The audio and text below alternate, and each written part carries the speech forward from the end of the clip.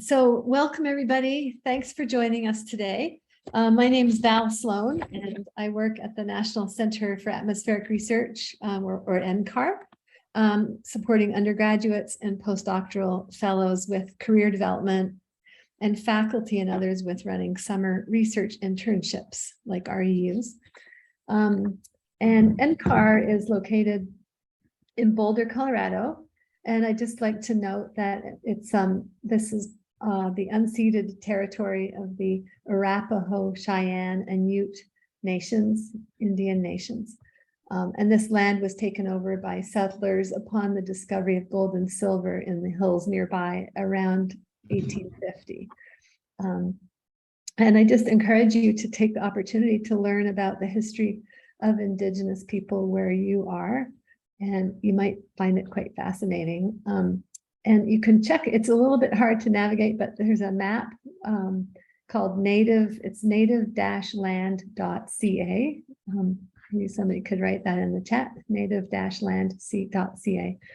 And you can see which tribes, you can sort of estimate where you are on the map.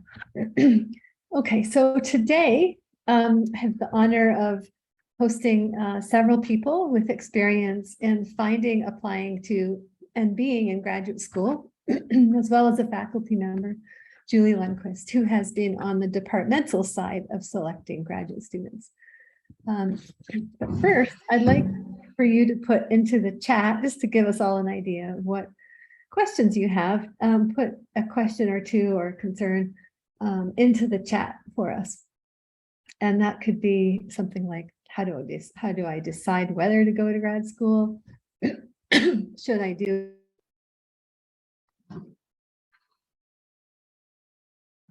Val, I think your microphone Val, muted. you muted. Oh, it's muted the whole time? No, just for a second there. Oh, okay. Okay, thank you. So did you hear my request for the chat? About people putting in the chat? I was going to say, if any of you attending would put in the chat a question that you may have, just to give us an idea of your interests and concerns about grad school, that would be interesting. So go ahead and put in the chat. It might be something like, should I go to grad school? Should I do a master's, PhD? Should I start writing drafts for personal statements? The answer is yes. And next week we have a session on exactly that. How to find a funded program. That's a good one. Is it common to take a gap year before starting graduate school? And I did that between a master's and a PhD. Okay, well, thanks. And you can go ahead and keep putting in questions if you like. First, I would love to introduce our panelists. And let's see, I believe that Ami is not here. Is that right, Rose? So, okay. So I will go ahead and ask each of our panelists to briefly introduce yourself and what you do, and also where you're at with respect to graduate school, if it's like past, present, future, or whatnot. So I'm going to start with you, Jordan. And I'm going to stop sharing as well. Hello, everyone. My name is Jordan Allen. I'm currently a graduate student at UMass Amherst in the Geosciences department. My pronouns are he and him, and I study greenhouse gases in subsurface shell environments. And this semester, I'm entering my third year of my program, and I'm very happy to be here today. Thank you, Jordan. Thank you for coming. Let's see, next we'll ask Megan to introduce yourself. Great, thanks Val, and thanks for inviting me to this today. I've been really excited to chat with you all. So yeah, my name is Megan Franke, and I just graduated this last June with my master's degree in atmospheric science from Colorado State University. So right now I'm kind of in the process of figuring out whether I'm going to stay for a PhD or see if I can't find a job somewhere that would be really interesting for me. So, but I think I am leaning a little bit more towards staying for the PhD. So I think this panel might just be beneficial for me too, just as much as you guys. So yeah, I study climate variability of severe weather in the southeastern United States. And yeah, I've been in grad school now, I think, for like 3 years. So I do have a little experience, and hopefully I can answer some of your questions today. Great. Yeah, it's an ongoing process, isn't it, of learning and figuring out. Next, I'd like to ask Rohan. Hi, everyone. I'm Rohan. I'm a incoming third year master's student at the University of Washington over in Seattle. I initially planned on doing a PhD, but I'm just leaving with a master's, and I'm starting a job actually at the National Weather Service in October. My research is on looking at tornadic environments of supercells and trying to figure out whether an environment is conducive to tornado formation anywhere between like an hour out to 3 to 4 days out.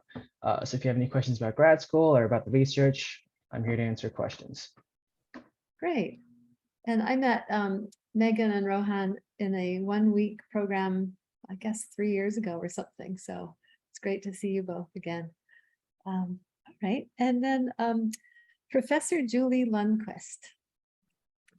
Hi, everybody. I'm Julie Lundquist, and Val, thank you for inviting me to participate in this panel. I'm a professor in the Department of Atmospheric and Oceanic Sciences at the University of Colorado Boulder. I also have a joint appointment at NREL, the National Renewable Energy Lab.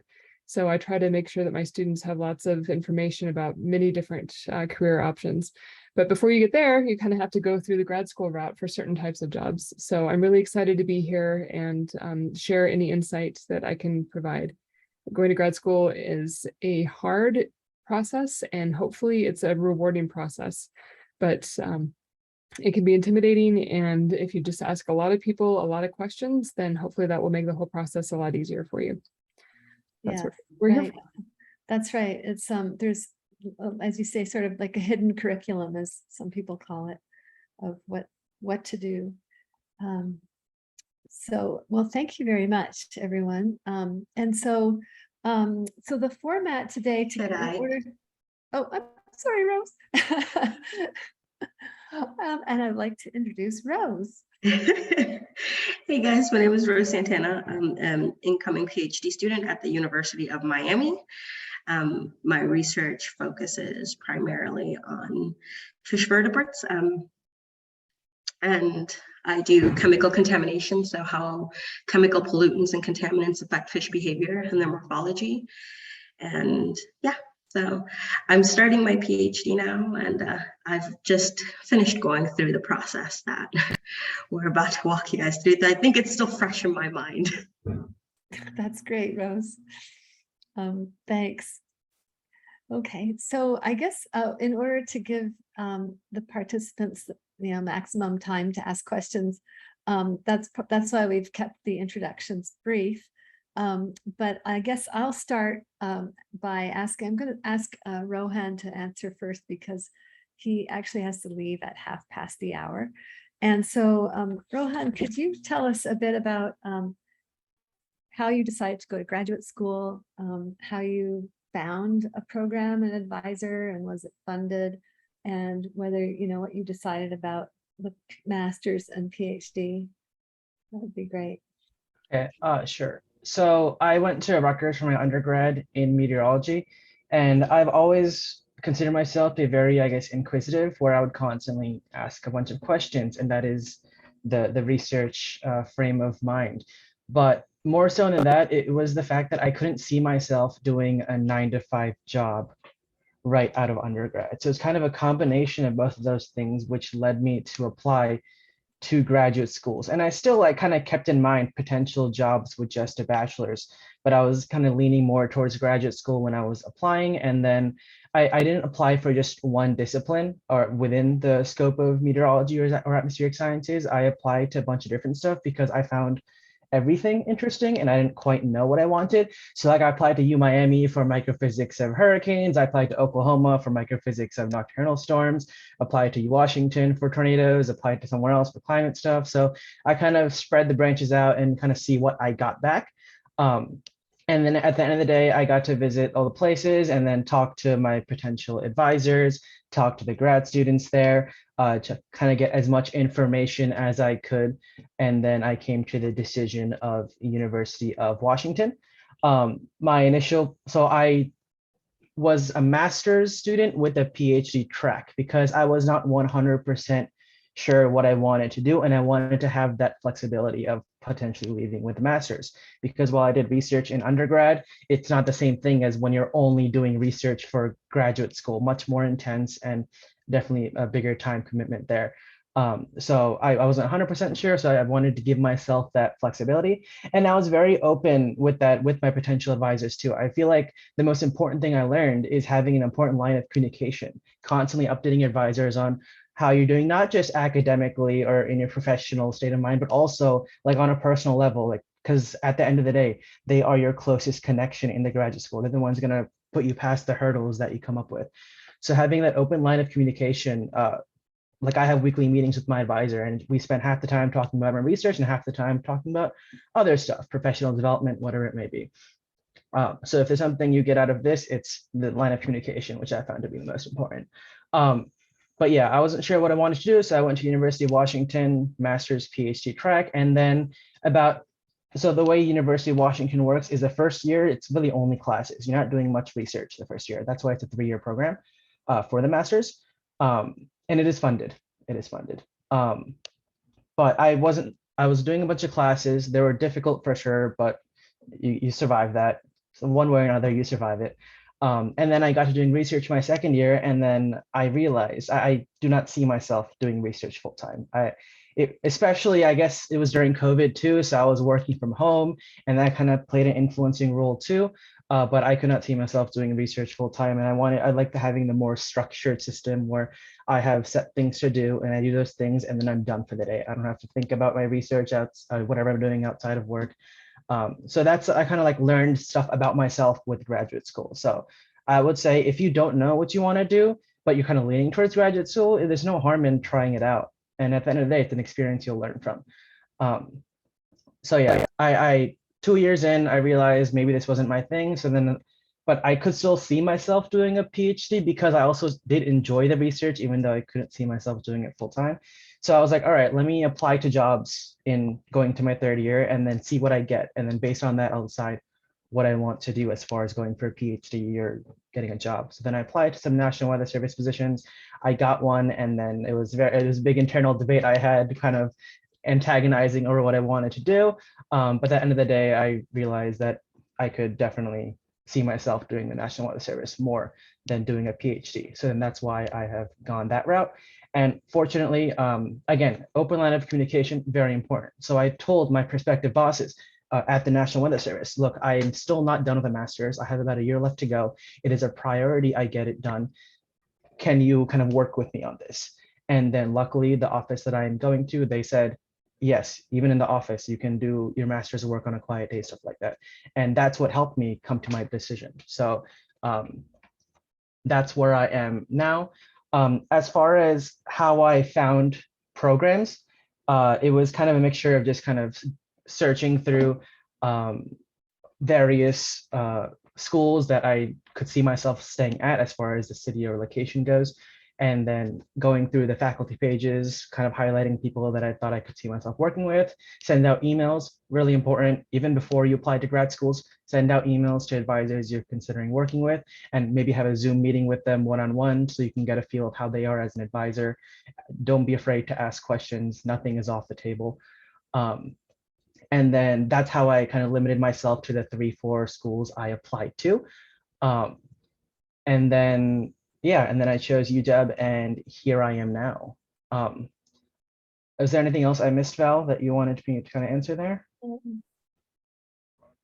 No, thank you. I think that that was really helpful, especially, hearing about your realization that, you didn't want to do this full time, but and I think, it's important to know that most employers actually prefer a master's degree over a PhD for doing research in an academic position like faculty or in a government lab, for instance, and maybe some private sector PhD is useful, but in general, the master's is really valuable.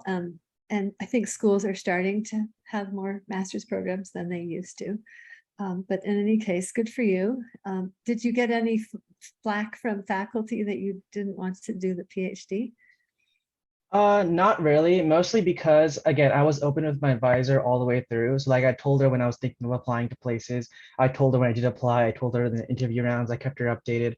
And I think at the end of the day, the faculty is there to help you. So if you think that you are going in the right direction and you're doing what's best for you, that's good enough for them. If you have an advisor that is not happy with you mastering out, then maybe that's not the best advisor for you, because you want an advisor that puts your interests above anything else, because they are your mentors. They are your quote role models while during your time in grad school. So I didn't experience that. I've had a very good experience at UW. I do know people that have experienced it, and for them it was a much more difficult time in grad school, because if your advisor has that stance, then there's going to be other issues too. It's not going to be just that. So definitely have talk to your potential advisor even beforehand. No questions off the table. I asked my potential advisors what what their advising style was like. How often would they expect to meet with me? What were their expectations of me? Anything and everything, so that you can make the best decision you can. At the end of the day, it's not just them interviewing you, you're also interviewing them. You have to keep that in mind too, because you're trying to choose your best option. Yeah, and it sounds like you were really proactive and, asking a lot of questions about communication and setting up weekly meetings.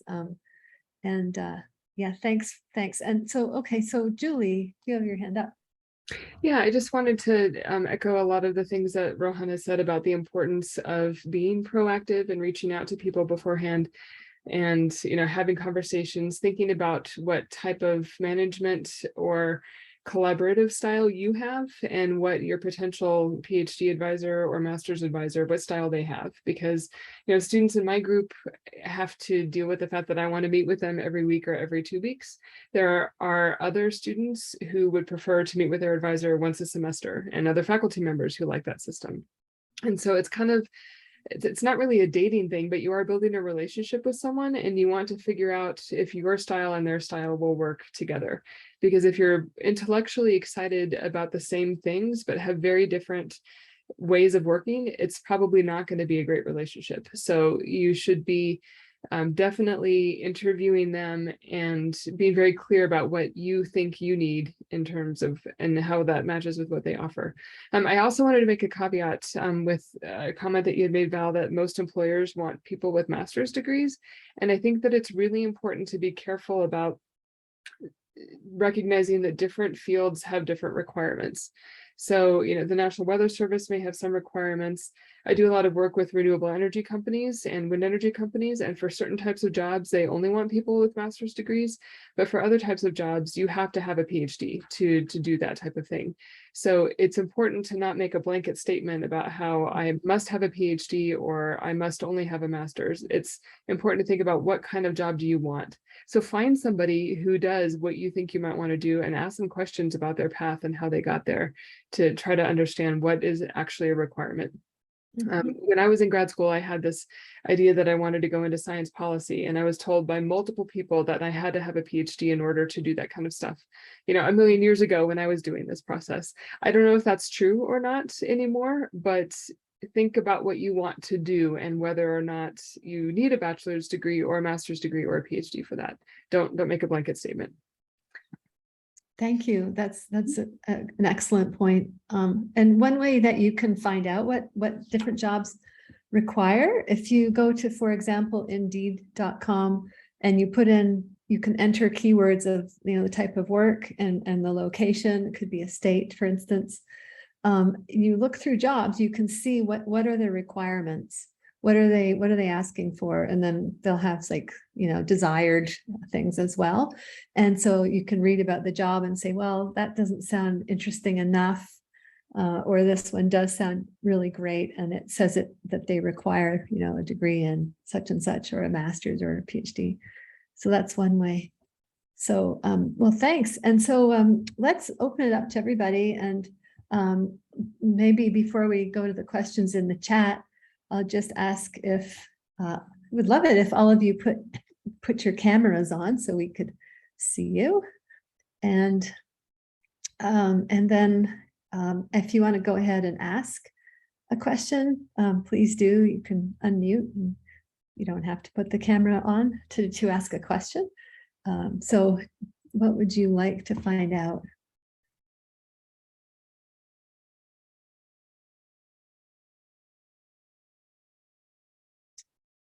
Josh, do you have any questions?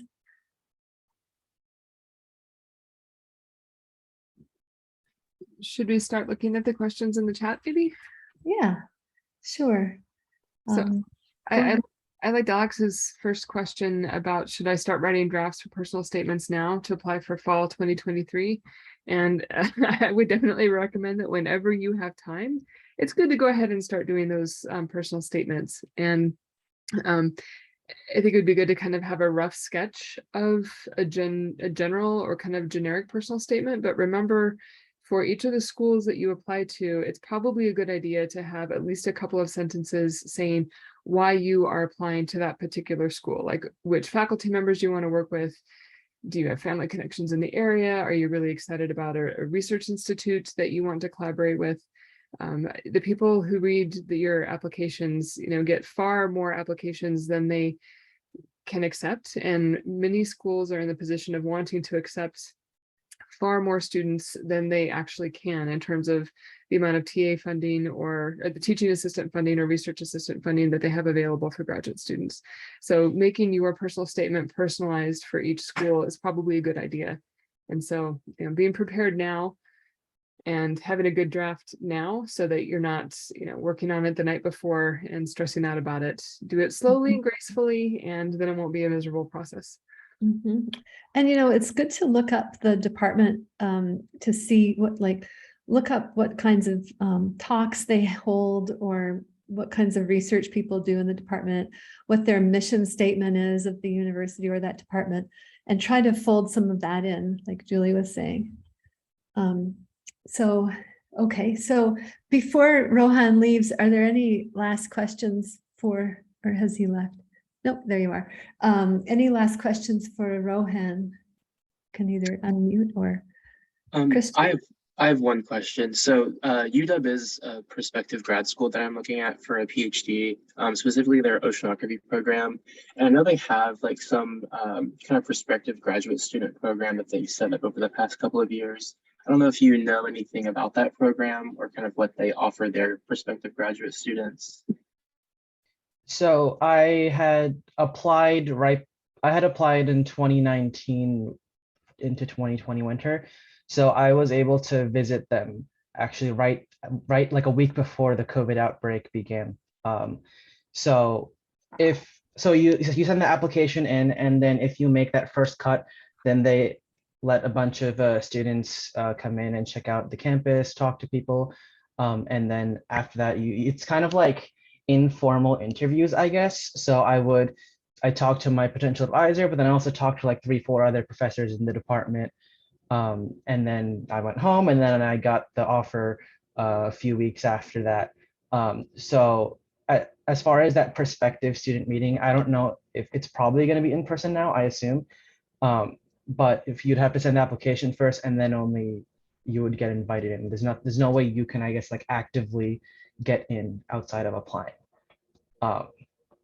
Yeah, but with that being said, I know a lot of the grad students in the department, and if you do want to talk to anyone, like a grad student for a prospective advisor in particular, you can always let me know. You can get my contact information from Val, and then I can maybe hit you up with them, and then you can text them or have a chat with them, whatever. Maybe you could put your email in the chat. Yeah, Rohan. I'll do that right now. Thank you. And I know you have to get going. So thanks for joining us. Thank you. I do have like 2-3 minutes if anyone else does have questions, but if not, I will head out. Did you have to fulfill all the a lot of requirements to be able to be eligible for a job at the National Weather Service? So I had to finish all my classes. I finished those in the first year and a half, and then I also had to TA. So with UW, you're required to TA for at least one quarter. So I TA'd in the spring quarter this past year. So once I got all that done, my research can be done fully remotely. So then at that point, it was possible for me to leave the Seattle area and then move to North Carolina and work at the National Weather Service there while also finishing up my master's work. And you have, I think, up to 6 years to complete your master's, like technically. So, but I'm not getting paid by the program, but I technically have until 2026 to complete it. So it gives me that flexibility since I'll be working full time. I don't have to work like 70, 80-hour weeks to get both done. I can maybe work like 50, 60-hour weeks and just take a bit more time to get that done. Yeah. Mhm. Thanks. Yeah. Thank you for having me, Val. It's a pleasure. Thank Yeah. you for coming. Email me if anyone has any questions. Bye. Julie, or you're saying goodbye. So Jordan, I'm wondering, so there's a question about gap years, and I'm wondering if you could talk a little bit about your experience and what you recommend. Sure. So when I was an undergraduate student, I went from undergrad straight to a master's program. After I finished my master's degree, I decided to take some time off before I pursued a PhD. And one of the things that, motivated me to kind of take that time was I kind of wanted to apply like the skills that I've learned within my master's degree. And also I wanted to also venture out into environmental policy. So I ended up getting a job with local government in Atlanta, Georgia as an environmental analyst. And I worked on transportation projects, dealing with the National Environmental Policy Act. And I did that for about 4 years. And after the fourth year, I really realized like I really was still passionate about research and also pursuing a PhD. And from that time period, I decided to kind of apply to different programs as well as this program called the AGU Bridge, which allows you to submit like one application and it goes out to like multiple schools. And that was kind of how I decided to go back to graduate school. Thanks. And Jordan is the champion of getting internships. Even now that he's in grad school, he's been doing an internship this summer. And what is that internship, Jordan? Yeah, so this past summer, I was a gym fellow. And I got a chance to work at the the Oak Ridge National Laboratory in Oak Ridge, Tennessee. And it was a 10-week program. And my project kind of focused on, instead of greenhouse gases and rocks, we did an incubation study looking at nitrous oxides in populous tree species. Thanks. Megan, do you see any questions on the chat that you can speak to? Or do you want to just share your experience too? Yeah, no, I see a couple of them. So for Camille asks how to find a funded program. So there's a couple different ways I think you could probably go about that. One of them, which is probably not the most efficient way, but my Twitter account, I typically just have like schools and then meteorology, atmospheric science stuff on there. And I tend to see a lot of advisors who will post on there sometimes if they're looking for a student, whether it be master's or PhD as well. I guess not so much for master students, but there are some PhD positions that are even posted online if you just like Google them. So those aren't the best ways to do it, but those are options. You can also attend a conference, for instance, the American Meteorological Society, their annual conference. A bunch of different schools will go to that and have advisors there looking for prospective students, and you can kind of chat with them a little bit there just to kind of, get a feel of the program a little bit and the advisors. And then you can kind of decide whether you think it's going to be a good fit for you or not. You can also say, I think what Rohan said, one of us previously mentioned that just cold emailing different departments that you would be interested in living in or like working with. That's a really good way to do it. Sometimes they even have just like a graduate advisor who kind of oversees the whole department, and they usually have a pretty good idea of who actually has funding or not, so then they could kind of maybe direct you a little bit. But honestly, I haven't really seen a lot of positions that are available that aren't funded. So I think the best thing to do is probably figure out what your passion is, what you want to focus on, and then kind of go from there. You know, if you're really interested in, say, like atmospheric chemistry or something, like look at the top schools that you know of who have really good atmospheric chemistry department or like programs and departments, and then kind of go from there and look at their different advisors and see what they really focus on. And then, you know, email them. And even if they don't have funding, they might know of somebody. So honestly, when I applied into grad school, I had a little bit of a different route. I would say I wasn't really sure what I wanted to do then either. So I still don't know, but I really love learning. And I've always just enjoyed being in school and taking different classes and stuff. And honestly, it was my connections that I had with within my program and within the other people that I've worked with, even at NCAR, just like knowing those different people who are able to connect me with the other people who are looking for students. So when I was applying to grad school, I got accepted into 2 different schools. I only applied to 2 schools, but the 2 schools I got accepted into were both because of who I knew. So, you know, it's nice to know people, but they're not going to offer you those connections if you aren't a really good student. You know, if you're not showing how much you care about the work and your research and your future and things like that. So as long as you know, work hard and show up and keep focus on what you want to do and what you're passionate about, you'll figure it out. And, you know, people are going to recognize that and they'll step up and help you. And yeah, I know that's a really long-winded answer. I hope you got a little bit of nuggets out of that can be helpful for you. But yeah, I would say mainly focus on what are your main interests and then kind of build off of that. Who can you go to that can help find funding or find positions for you there? So yeah. Thank you so much. That's great. Julie. Yeah, I think that's really important to remember to use your connections and let people know what you're interested in working in. But I also want to really emphasize that you should not be paying to go to grad school in the sciences in the United States. You should be getting at least a teaching assistantship position that should pay you a stipend for the academic year, and probably a research assistant position that will pay you a stipend for the summer as well. So the trick is that, you know, the faculty who are offering the research assistantships and the departments that are offering the TA positions don't always know on an appropriate timeline if they have funding or not. So I have students emailing me right now asking if I will have funding for when they start in fall 2023. And I have 6 proposals pending right now. So of course I would love it if they were all funded and I could hire all of these students, but I don't actually know yet. And so making sure that you reach out to people who say, or making sure that you reach out to people who do work that you are interested in and recognizing that they may not know if they have funding yet or not, that's important. And then understanding how different academic departments work is also really important, because there are some departments that will only accept students if there is a faculty member who wants to hire that student as a research assistant. There are other departments that will hire, you know, 10 to 12 teaching assistants to come in for their first year and then give them time to figure things out about who do they want to work with. And then those students who were TAs their first year will then become research assistantships in subsequent years.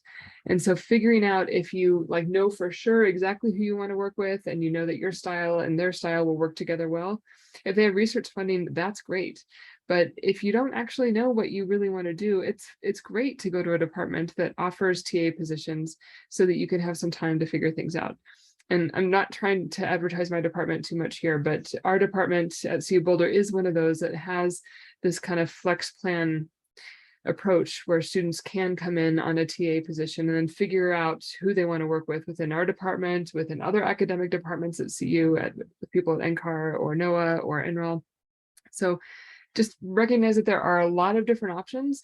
And so it's kind of a choose your own adventure thing, which can be both overwhelming because it's like, how do I figure out how this map works?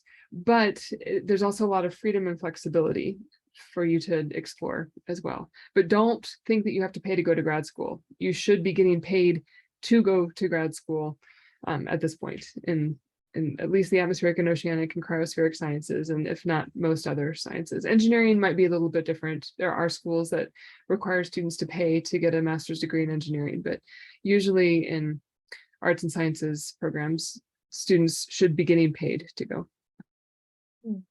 Thanks, Julie. That's super, super. I'm so glad that you're here because you provide, the perspective from the departmental side, and your program sounds great, actually, like the opportunity to come and check it out, which reminds me that, just when you hear, I've always wondered when people say, well, follow your passion. And I thought, well, I think I like this topic of glaciers, and it's like, I don't know if it's a passion, but like, for example, if you think about what would you be doing if you weren't doing science, that would be maybe one of your passions. So for me, it might be social work or medicine or something like that. And, you may be, or something human, which in my case has ended up being kind of teaching. So, I encourage you to look at other fields, like if you want to be more applied, like environmental science or social justice and science, take a look around, or public health, epidemiology. You can bring in your science background into those things. Rose, do you want to address any questions that you see in the chat, or just tell us what you can about your experience? Yes, I saw a question there. And what was it like looking for an advisor to work with, and what criteria were you looking for?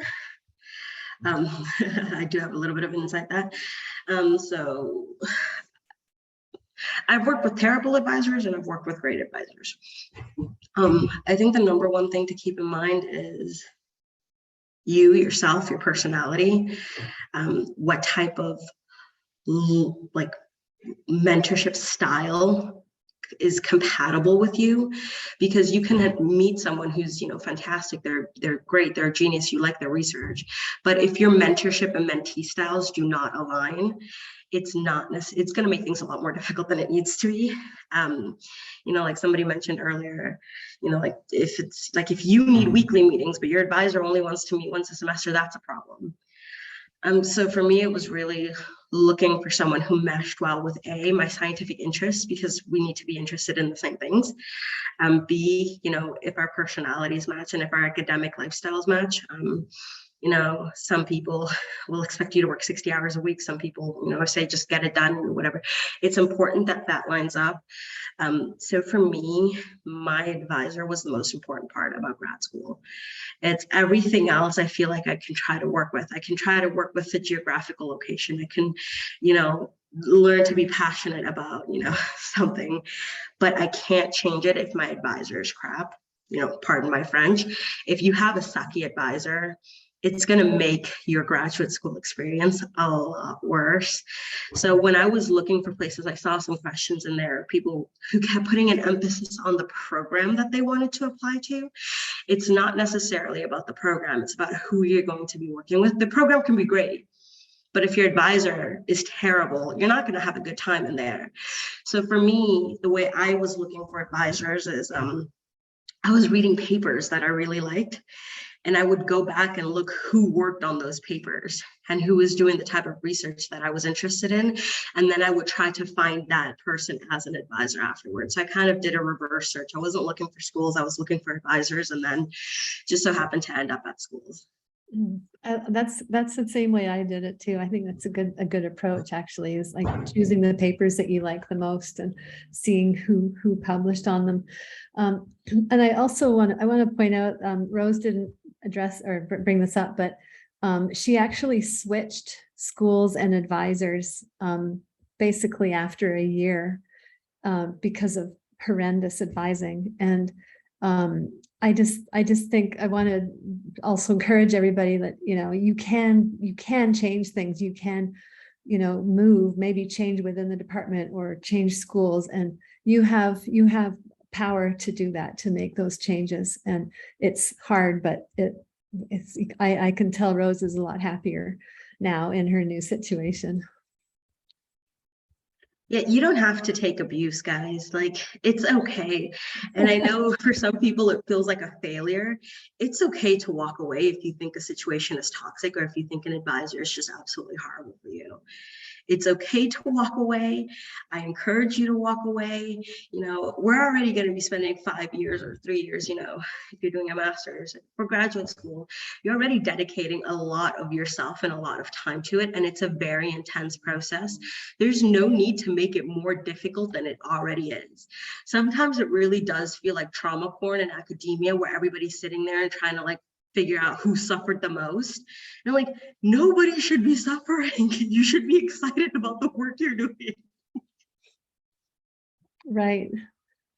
Yeah. And yeah, you have to, it helps if you find groups that you can, you know, relate to, like support groups. Maybe, do any of you want to talk about that, Jordan, perhaps? You know, finding groups that are support, and that, you know, when you're in an environment that where you don't feel like you feel too alone, for instance. You're muted, Jordan. Oh, sorry about that. Sure, I'll answer that question. I also just really wanted to piggyback off of Rhodes' advice, and I would really say the advisee and advisor role is really the most important in grad school. So figuring out how to make that relationship prosper is very important, and really try to interview your potential advisor or the person that you're going to be working with throughout your graduate program. So to the next question, as far as finding community as a graduate student, I would say one of the things, if you haven't entered your program yet, one of the things that you can kind of do is research your institutions, organizations that are on campus, like their multicultural centers. If you're in the sports, you can look up the intramural schedule, so you can determine if whatever sport you like to play, to kind of create some form of community there. And you can actually start that process before you get there. And once you start reaching out to, you know, those organizations, most likely they'll connect you with the right people. You can also reach out to people within your department who's in the same program that you're in, and, you know, and just say, hey, I'm an incoming student. You know, I would just like some advice on how to adapt to the area. What are some of the things to do for fun? Like, most graduate students are extremely helpful in, you know, providing information to other students. So I think those are some of the main things you can kind of really think about as far as, you know, developing community as a graduate student. And also utilize your network too, because you may also want to reach out to students that are at other institutions as well. You know, you might be studying the same things, but potentially going through the same thing as a graduate student. So utilize your network, your mentors, your friends, and just build your community, you know, as strong as possible, because you're going to need that support throughout your program as you matriculate from beginning to end. Right. And thank you, Jordan. And there are sort of national societies that are supportive of people who identify in different ways. And it's worth considering getting connected with them. For instance, SACNAS, which is a STEM diversity conference, SACNAS, the National Association of Black Geoscientists, Minorities in Shark Science, and Black and Marine Sciences. You know, you can check out Twitter for some of these, and there are conferences with some of them, but it can be a nice place to get to know people who you feel like are, you know, that, you know, you can relax around if you're not feeling quite like that in the work environment. Hopefully checking out the work environment as being somewhat kind and respectful in general is also not a bad idea. Ooh, since Val just brought up different societies and organizations, I highly recommend you guys get on Twitter. So Twitter has great functions because you can like follow certain hashtags, like hashtag graduate school, or, you know, my case was like hashtag ecotoxicology, because that's what I study. And people will also post and share a lot of PhD positions or graduate school positions in general and continuously retweet it. That's actually how I found my current position. It was through Twitter. So never underestimate the Twitter sphere. and Yeah. how far of a reach it has. In fact, that's how Rose and I met, was through Twitter, when somebody else tweeted about her advisor expecting her to work 60 hours a week. And I contacted that person and ended up working with Rose this summer. Can any of you talk to the, oh, sorry, go ahead, Megan. That's okay. I was just going to say, kind of just reiterating a little bit of what Jordan said of how important it is even to just talk to other students in the program. Even when you're looking for an advisor, going back to that question a little bit, if you're really curious about someone's work style or what they expect of you as a student and things like that, just reaching out to people in their group and asking them, what do they think of the group? You know, like how has it been working with that advisor for them?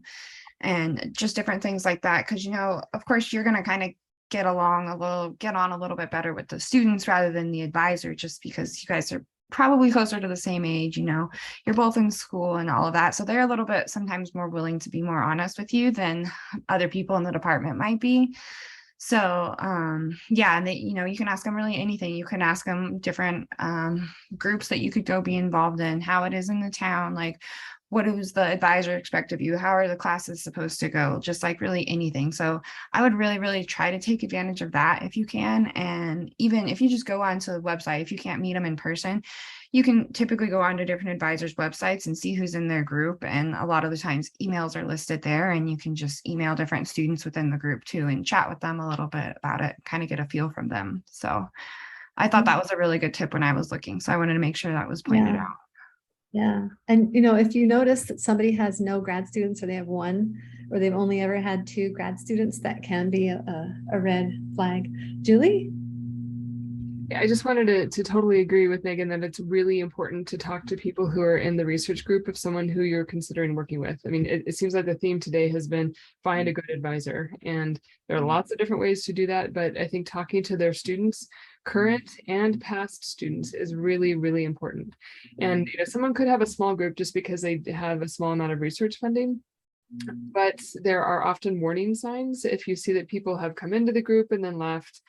And many people have come into the group and left. When you visit a university and you talk to the students, make sure that you have time to talk to the students when no other faculty or staff are around, because sometimes faculty who are problematic will arrange to always be around when prospective students are there, and that kind of inhibits the freedom of students to actually talk about, yeah, our advisor has reasonable expectations, but for them, reasonable is this, which is not actually reasonable. So make sure that you get to talk to their students when they are not around, and talk to other students in the program as well to find out what things are really like.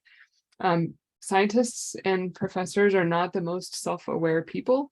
And so, you know, I encourage prospective students in my group to talk to my students about me and what working with me is really like, because I have a vision about what working with me is like, which is probably not accurate at all. And so my actual students can say, yeah, she won't answer her email for 2 or 3 days, but when she does, blah, blah, blah, blah, blah. And so they'll be able to give you the real scoop about what's happening.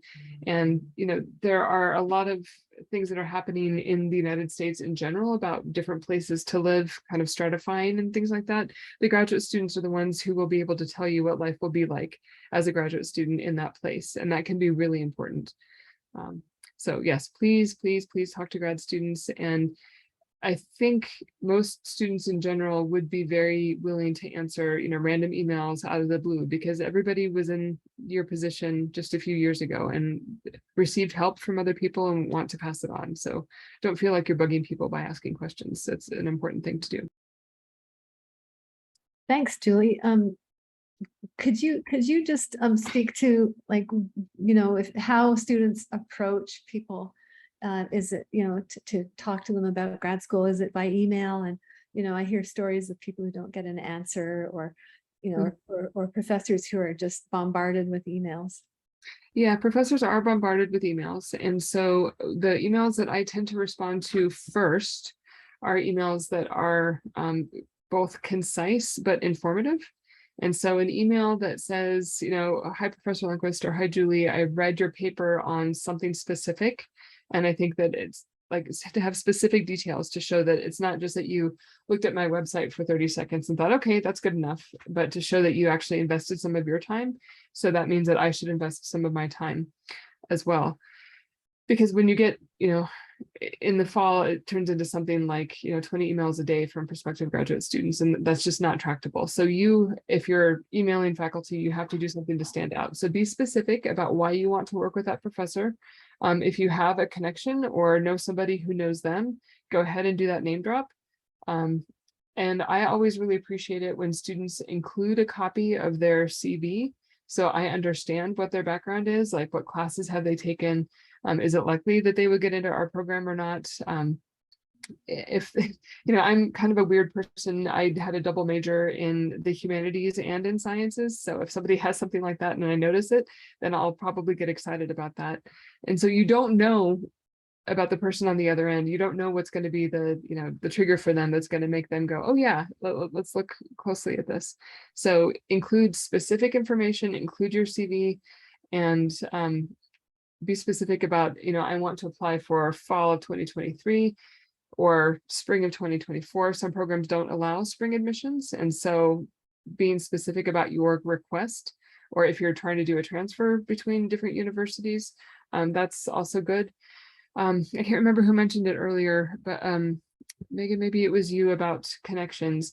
It doesn't hurt if you know somebody well who thinks that you would be a good student in somebody's group. It doesn't hurt to have them make that initial connection for you. Because if one of my collaborators, and actually this happened, one of my great students came to me because one of my collaborators at Berkeley said, this great student in our program needs to leave Berkeley for reasons, and do you want to take a look at their CV? And I was like, oh yeah, this person's amazing, please come work with me.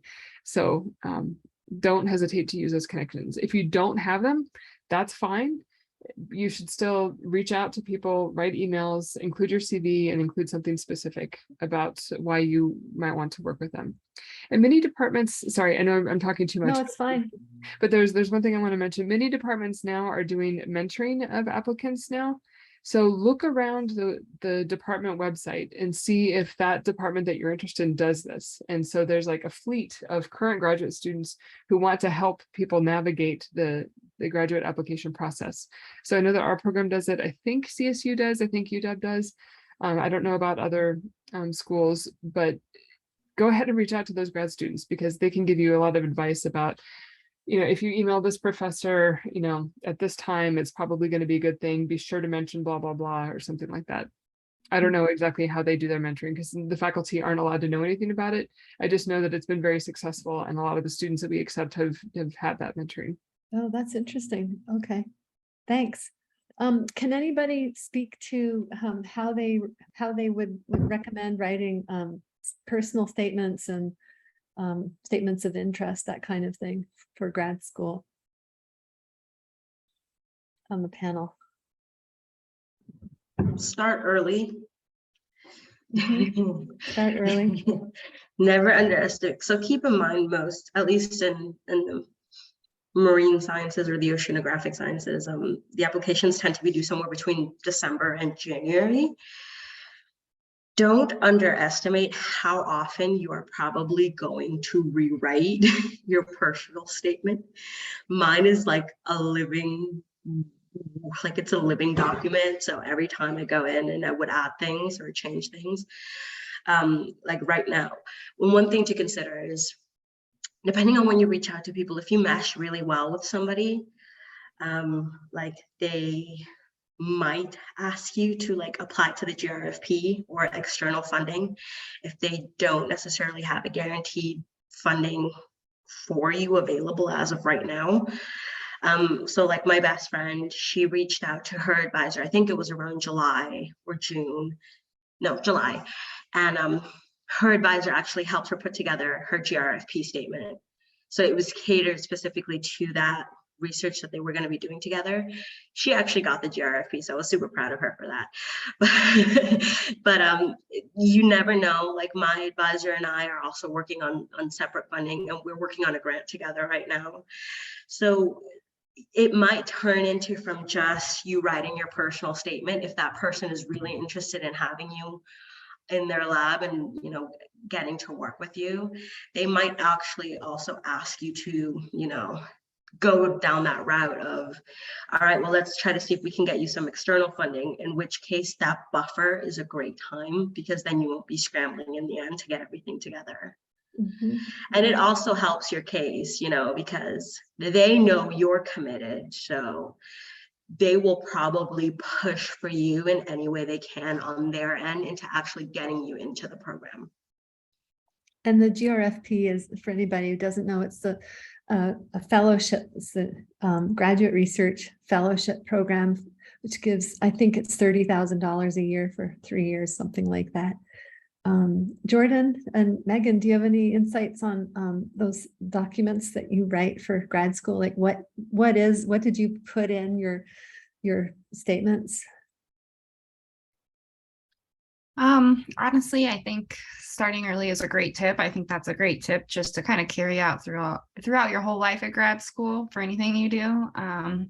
Because the deadline approaches a lot quicker than you think, especially when you know you've got classes to worry about and research and meetings and extracurricular stuff. So honestly, for mine, I think I don't really have anything super specific that I would say is a good tip. I was just very honest about it with myself and where I came from and why I was motivated by the science that I'm in and why I wanted to continue in it. And I think really that was about it. So for mine, I wish I had something a little bit more useful to say, but yeah, like I said, I was just very, very honest about where I came from and what my whole journey was about and how I got to where I was, you know, maybe the struggles that I had gone through. I made sure to mention those and not leave those out, because you need to, you know, they need to see that you're resilient, and that when times get hard in grad school, you're not just going to like quit and leave. Like you're going to figure out a way to keep moving forward. And so, yeah, I guess that's my tip, is just be honest, start early, and yeah, right. Thanks. Yeah, thank you. Julie. Megan, that's awesome. I really like your advice about having a very honest and very personal statement. I also think it's important to think about your letters of recommendation and make sure that you make it as easy as possible for your letter writers to write a good letter for you. One of the students who had worked with me as an undergraduate student, they gave me a list of the schools that they were applying to, who they wanted to work with at that school, and what they thought I should write about in my letter to them. So personal anecdotes are amazing. Like if you can talk about how, yeah, I took the student to this conference and, you know, they were working the room and talking about their science and were exuberant for hours and blah, blah, blah. It doesn't matter exact details of the story, but give your letter writers something concrete to remember to write about. Like if you want them to talk about how difficult it was for you to collect the data that you needed for your undergraduate work, but you still persevered, tell them, remind them of that, because people are unfortunately too busy and may not remember the important things. And if you can make it easy for them to write you great letters, and it will help you also to be organized, to have a spreadsheet of where you're applying and who you want to work with. That would be great as well. So your personal statement's important, but helping your letter writers be strong advocates for you and reminding them what to advocate for you about, I think is also important. That's great. That's a great idea. Giving them, I thought of giving, you know, people giving them their CV or resume and, you know, things like that, transcripts. But I love what you're saying, like remind them of your skills and your accomplishments. Those are the things that they can fold in. And your struggles as well. And when you can talk, I love writing a letter about a student who has faced a struggle, not because of the struggle, but so that I could talk about how they overcame that struggle, because grad school is hard. And in some cases, I think that it's more of a test of how stubborn people are than of, you know, deep scientific insight. But being able to say that, yeah, the student, once they are on fire about something, they will, you know, achieve that. That's a great letter to write. And if you make it easy for them and remind them to put that in their letter, then it will work out better for you. Yeah, thanks. And on the topic of reference letter writers, try to foster those relationships with like faculty that you've taken classes with or did research with in an internship.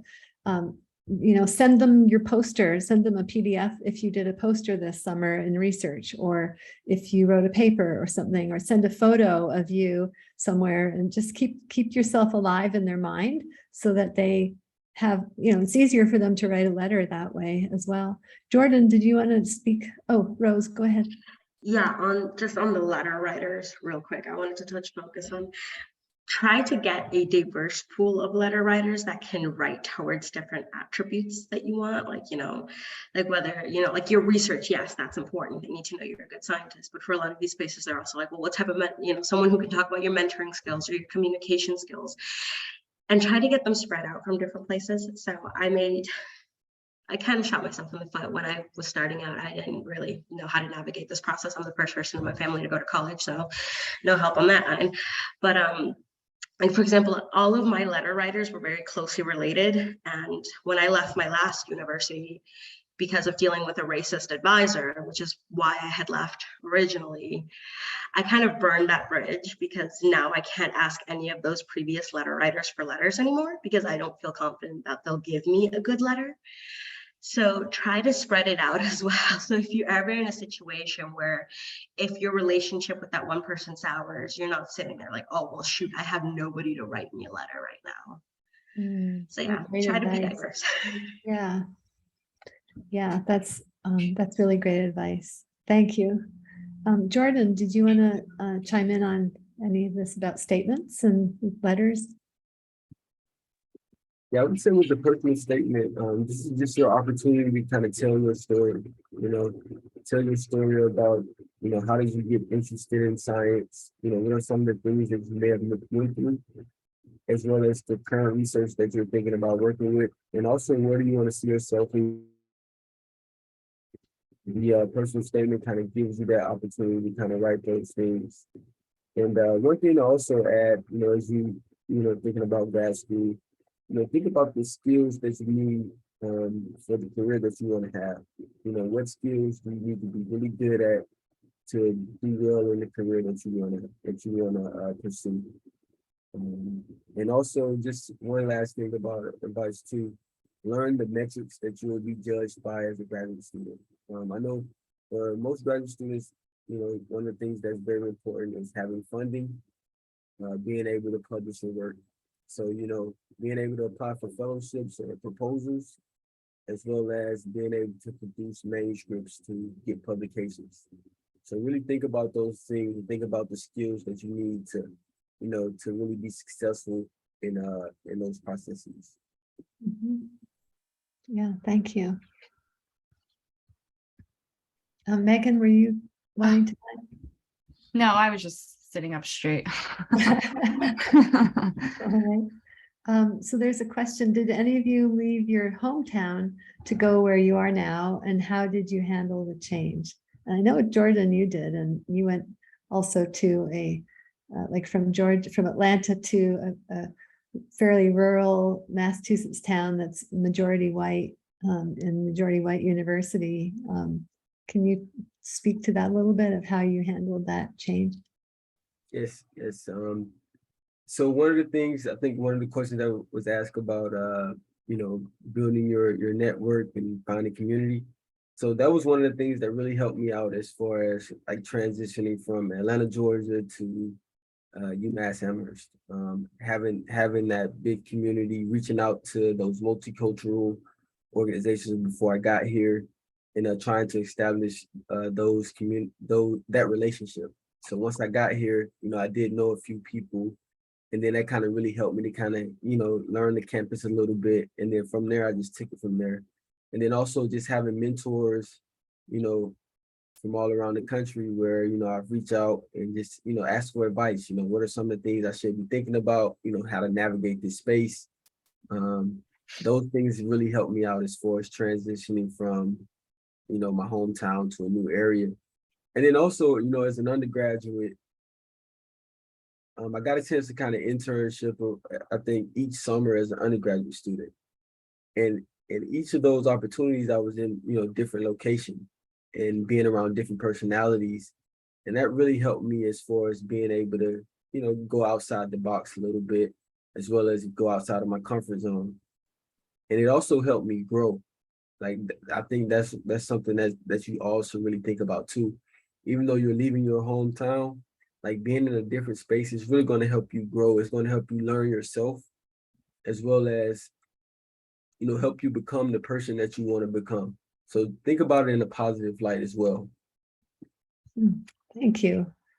And Jordan is not only inspiring to talk to, but wherever he goes, he mentors others and takes students under his wing. He went back to his high school in Georgia and set up a mentoring program. And he's doing the same with some students at UMass Amherst. When he first got to Colorado State University for his master's degree, he gave a talk in the first semester as a grad student for the undergraduates on how to prepare to apply for grad school, I think it was. So, you know, that's another thing, is to think about and highlight those things in your experience, in your statements and so on. I didn't really move to a new place. I kind of stayed at home in Miami, but it's a new university, so it kind of feels like I'm in like someplace that's very foreign. Check out what's going on campus. Like, you know, like here we have a graduate student organization, like a biology graduate student organization, and the students apparently always get together and they they have happy hours on Friday and they socialize a lot. So get to know your cohort and your fellow graduate students. I think that's like a very important thing. When you're in graduate school, you're going to spend a lot of time with them. So yeah, thanks. Julie, do you have any other thoughts we can sort of, you know, if you have last questions or last pieces of advice? I don't know if we've missed any. I'm just going to look through the chat. So I think that what I wanted to emphasize on my list, we've talked about, but just picking up on what Jordan was just talking about, you know, moving can mean stretching and being in a different environment.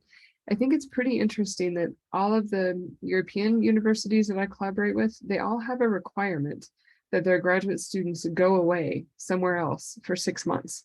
And I think we don't do that very often in the US. And part of it is because of the complexities of moving and rents and things like that. But there is a lot of value. The reason that they make their students go away for 6 months is, you know, it forces you to build new relationships. You do a lot of personal stretching. It can be hard and alienating, but I think you can also find new reserves of strength and resilience in yourself and learn about new things that you may not have when you stayed at home. So, you know, there's good and bad, but I think Jordan did a really nice job of highlighting the good, and just wanted to point out that other places around the world see this as a requirement to do that kind of stretching that we don't do in the US very much. Thanks, Julie. Yeah, that's inspiring and encouraging. I guess I'd like to ask if the panelists, if you are willing to put your emails in the chat, and if anybody is wanting to contact us with further questions or to get feedback on any, you know, documents. Like for me anyway, I'm happy to look at people's resumes, that kind of thing. Or if you have other questions, yeah, we'd be happy to talk to you. So are there any other questions? Yeah, dream big and pursue your dreams. That's great. Thanks, Jordan. Oh, and so Julie's put a link in here in the chat about her department's mentorship program, which was what she was talking about, where the graduate students support prospective grad students in you know, preparing their application and things like that. But look for this among other departments, because I don't know if my department has what you are interested in, but a lot of other departments are doing this as well. So this is just one example. I'm not trying to advertise ATALK too much, but look for things like this. I think you've sold us on your department. That's okay. We're at least working with you. And another colleague of mine at VIMS, which is, I think it's Virginia Institute of Marine Sciences. Is that right? She said that they are doing a cluster hire this fall of postdocs, if any of you are already PhD students, and that's in the marine sciences. Yeah, and I do also want to encourage everybody, you know, it is hard. It's probably the hardest, except for maybe your first semester of college. This fall semester of a senior year, you know, you're trying to do coursework and maybe a project, and you're trying to prepare all these documents. And it's hard. It's a lot of work. So take heart, and it can be worth it. And even though, you know, there are these challenges for sure. There are people out here like us who are here to support you and give you, you know, tips and things like that. And it can be really rewarding as well, doing the graduate school experience. Okay, well, I guess with that, we'll wrap it up, and just like to give the hand to our panelists and say thank you so much for your time. I know you're all busy, and we really appreciate it. And thank you to all of you who are here today attending. Really appreciate your questions and thoughtfulness in those as well.